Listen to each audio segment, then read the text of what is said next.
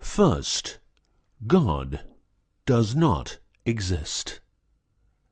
But don't worry, what does exist is good, as opposed to evil. So if you believe in God, you believe in good, and that's as it should be. You are just fine. If you believe in evil, then you probably need a whack on the back of the neck with a big fucking stick.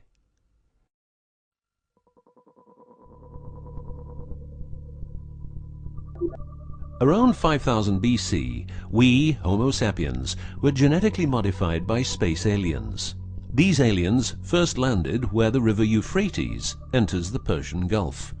The reason is that in that area, a high concentration of what is called monatomic gold is found in the seawater, while nowadays the highest concentration is found on the islands of Hawaii. The aliens were members of the Anunnaki Empire and were on a quest to find this metal that is supposed to enhance and repair all bodily functions and stop the body from aging. Monatomic gold is what is called a superconductive metal. Superconductivity means that if you transport, for example, electricity through a line made of this material, you would not lose any energy as a result of heat dissipation. So if you input 100% of energy, you also output 100% of energy. Now apply this principle to your brain, which is a huge, sensitive electrical machine. The monatomic gold makes your neural pathways act like quantum drive superhighways. This means that all your senses will receive input optimally.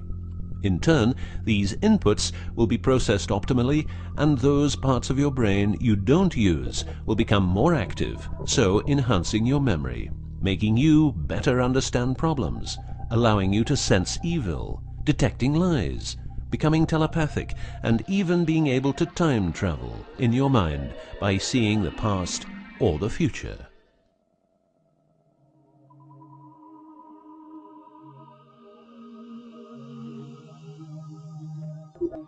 So the Anunnaki, which is the name of the empire which includes races like the Saurian, or as they are called the Reptoids, the Argarians or Nordics because of their human looks, and the Greys from Zeta Reticula, were looking for monatomic gold. This involved enormous effort because it had to be extracted from seawater, or by processing it in such a way that the gold, usually in pairs of 8 atoms per molecule, could be separated into individual particles. In this fashion, the monatomic elements were separated from the multi-atomic cousins. In a similar way, uranium-235 is produced. For the use as intelligent slaves, the Anunnaki took a man, let's call him Adamski, and took out a part of a rib. This is because the rib is a part of the human body that can be removed without causing too much damage, and because the rib contains bone marrow, it's a perfect source for DNA. The Anunnaki modified the DNA for a better manipulation of the humans and implanted it into a woman, let's call her Mulva. Mulva then had children with Adamski, and their children were, just like Mulva, genetically modified. These humans worked for the Anunnaki, but not a lot of humans knew about the Anunnaki, and then, for some reason, the Anunnaki disappeared. An interesting detail is that the symbol for human DNA resembles the word Yah, which is God, but surely this is a coincidence.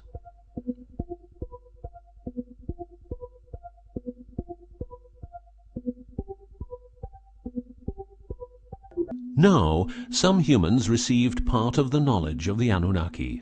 The last known humans were the Jewish people who carried the Ark on their journey from Egypt to the Promised Land. Before them, the Ark was in the lands of the Sumerians, Babylonians, and Tibetans. This Ark, not the Ark of Noah, was known to have powers beyond human imagination. It could levitate and deliver the fire of stars, a dangerous firework-like display of power that occurred when the monatomic elements became unstable. To make them stable again, you needed to know certain secrets, and with those secrets you could preserve the Ark and thus its powers. The humans who were close to the secrets of the Ark had long and prosperous lives. The best known was Methuselah, who lived to the age of 950. Wherever the Ark is, the culture thrives, and over the centuries it moved from Jerusalem to Rome to London, and is now supposed to be in the United States of America. The Ark always moves west, and will always keep moving west. From the very beginning, the people who own the Ark have never given it away, and great care is given to preserve the bloodline's purity of the holders of the Ark. Renowned conspiracy theorist David Icke studied the bloodline of George W. Bush. This he traced back all the way to the Sumerians, a people who lived in the southeastern part of what is now known as Iraq, where the river Euphrates meets the Persian Gulf.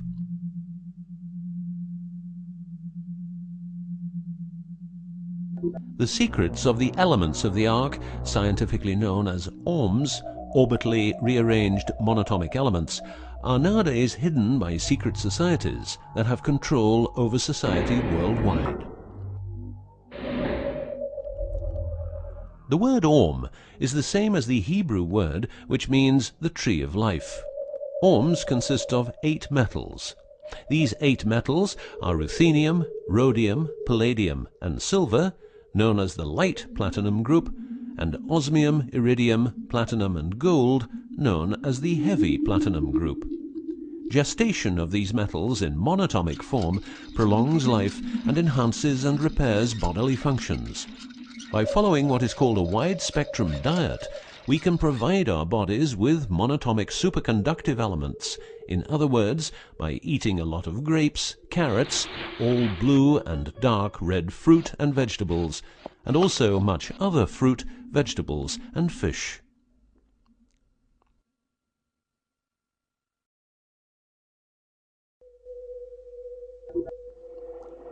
There are countless fragments of footage shot by both Russian and American astronauts, which show the vast number of lights that seem to be attracted by releases of electromagnetic energies by both the Earth and man-made objects such as satellites. In Building 8 of the Johnson Space Center in Texas, the USA, high-resolution pictures taken by satellites are photoshopped each day to remove proof of aliens. In the film The Secret NASA Transmissions, the footage, it becomes clear that astronauts have grown accustomed to these strange anomalies, and that even in 2000, an unprecedented cooperation between NASA, the Russian Space Agency, and a committee of UFO experts was formed to share knowledge on this subject. To better understand this whole story, a few revelations are in place. Everything vibrates because atoms vibrate, and that is because the subatomic particles are in harmonic resonance, a fancy word for vibration and keeping themselves in equilibrium.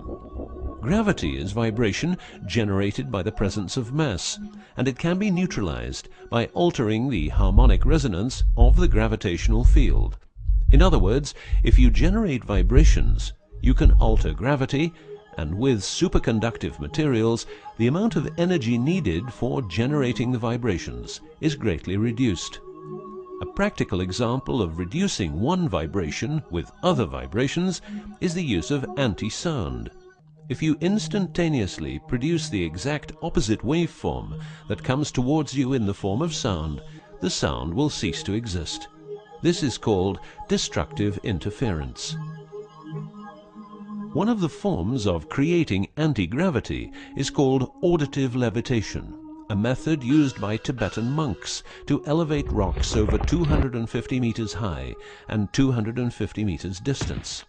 By arranging drums and trumpets extremely precisely, together with some 100 men chanting, all arranged in a precise manner, the monks, after about 5 minutes, could levitate a rock weighing a ton and place it exactly where they wanted it. Theorists around the world theorize that huge monuments like those of the Egyptians and Mayan people were built this way. Other examples of anti-gravity we find in the vast amount of UFO sightings. These UFO sightings are actually experiments run by governments in their search for anti-gravity propulsion. So, if the technique is known, why don't we all transport using anti-gravity propulsion? For each year of technology